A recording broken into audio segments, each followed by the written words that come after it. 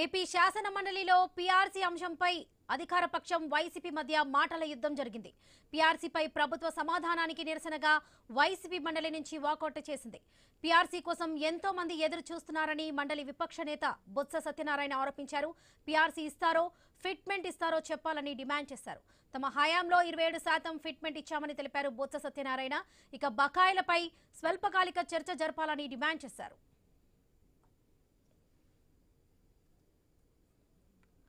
బొత్స వ్యాఖ్యలకు మంత్రి పయ్యావుల కేశవ్ కౌంటర్ ఇచ్చారు. ఫిట్మెంట్ ను కమిషన్ నిర్ణయిస్తుందని తెలిపారు. పీఆర్సీ విషయంలో వైసీపీ రాజకీయాలు చేస్తుందని ఆరోపించారు.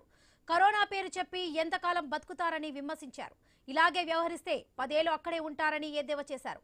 ప్రభుత్వ ఉద్యోగులపై వైసీపీది కపట ప్రేమ అని పయ్యావుల కేశవ్ అన్నారు. 21,000 కోట్ల ఉద్యోగుల సొమ్మును వైసీపీ కాజేసిందని ఆరోపించారు. ట్రస్టీగా ఉండాల్సిన సొమ్మును కూడా వాడేశారని దుయ్యబట్టారు.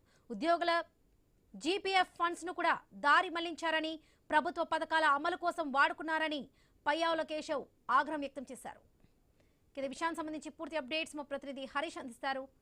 హరీష్, లక్ష్మి, ఈ రోజు జరిగినటువంటి మండలిలో పయ్యావుల కేశవ్, ఆర్థిక శాఖ మంత్రి పయ్యావుల కేశవ్, అదేవిధంగా ఎల్ఓపిగా ఉన్నటువంటి బొత్స సత్యనారాయణ మధ్య ఉద్యోగులకు సంబంధించినటువంటి పీఆర్సీ కమిషన్ వ్యవహారం పైన జరిగినటువంటి చర్చలో వాదోపవాదాలు జరిగినటువంటి సిచ్యువేషన్ కనిపిస్తుంది. పీఆర్సీని కమిషన్ డిసైడ్ చేస్తుంది కాబట్టి పీఆర్సీ విషయంలో ప్రభుత్వం చర్చతోనే ఉంది. ఆ విషయంలో మాత్రం ప్రభుత్వం ఎక్కడా కూడా రాజీ పడేటువంటి అవకాశం లేదని ఇప్పటికే మంత్రి పయ్యావుల కేశవ్ స్పష్టం చేశారు. అయితే ఎంతవరకు ఉద్యోగుల కోసం చేయాలో అదంతా కూడా పూర్తి స్థాయిలో చేస్తామని కూడా ఆయన హామీ ఇచ్చారు. అయితే దీనిపైన పీఆర్సీ కమిషన్ రద్దు చేయటం, అదేవిధంగా ఒత్తిళ్లకి లోనయ్యి పీఆర్సీ కమిషన్ పక్కకు తప్పుకుందా, లేదంటే బలవంతంగా పక్కకు తప్పించారా, అంటే రిజైన్ చేయించారా తెలియటం లేదంటూ బొత్స సత్యనారాయణ చేసినటువంటి కామెంట్స్ కూడా ఒక రకంగా చర్చనీయాంశంగా మారినటువంటి సిచ్యువేషన్ కనిపిస్తుంది. ఎందుకంటే ఉద్యోగులకు సంబంధించి ఉద్యోగుల విషయంలో ప్రభుత్వం చాలా చిత్తశుద్ధితో ఉందని చెబుతున్నటువంటి నేపథ్యంలో 16 నెలలు అయింది ఇప్పుడు కూటమి ప్రభుత్వం అధికారంలోకి వచ్చి. అయినప్పటికీ కూడా కూటమి ప్రభుత్వం ఎందుకు చర్యలు తీసుకోలేదు, ఉద్యోగులకు ఇచ్చినటువంటి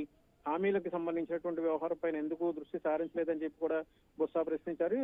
చిత్తశుద్ధి, ప్రభుత్వానికి చిత్తశుద్ధి ఉంటే కనుక ఇప్పటికే, ఎందుకంటే 16 నెలలు అయింది కాబట్టి ఇప్పటికే పీఆర్సీ కూడా వేసి ఉండేవాళ్ళు అనేటువంటి ఒక అభిప్రాయం బొత్స వ్యక్తం చేశారు. అదేవిధంగా ఉద్యోగులకు సంబంధించినటువంటి వ్యవహారంలో అడిగినటువంటి ప్రశ్నలకి ప్రభుత్వం నేరుగా సమాధానం చెప్పట్లేదు, తప్పుదాటు వైఖరిని అనుసరిస్తుంది. ఉద్యోగులకు సంబంధించినటువంటి సమస్యలపైన ప్రభుత్వం వైఖరిని పూర్తిగా టువంటి నేపథ్యంలో బొత్స సత్యనారాయణ వాకౌట్, అంటే ఈ అంశానికి సంబంధించి ఉద్యోగులకు సంబంధించినటువంటి అంశంపైన వాకౌట్ చేస్తున్నట్లుగా ఆయన స్పష్టం చేశారు. దీంతో మండలం నుంచి ఉద్యోగులకు సంబంధించి సమస్యలకు సంబంధించి పీఆర్సీకి సంబంధించినటువంటి అంశంపైన వైఎస్ఆర్ కాంగ్రెస్ పార్టీ వాకౌట్ చేసి ప్రభుత్వ వైఖరి పట్ల నిరసన వ్యక్తం చేసినటువంటి సిచ్యువేషన్ ఉంది. Varalakshmi. Right Harish, thank you.